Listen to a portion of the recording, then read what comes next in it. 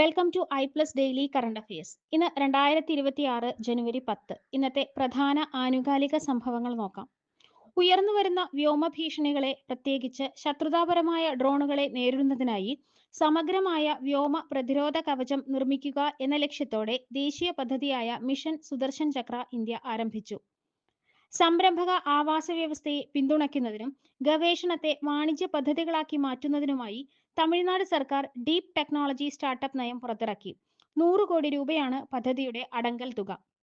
ഉദയ് എന്ന പേരിൽ ആധാർ മാസ്കോട്ട് പുറത്തിറക്കിക്കൊണ്ട് Unique Identification Authority of India പൊതു ആശയവിനിമയം മെച്ചപ്പെടുത്തുന്നതിനുള്ള ഒരു പ്രധാന ചുവടുവെപ്പ് നടത്തി.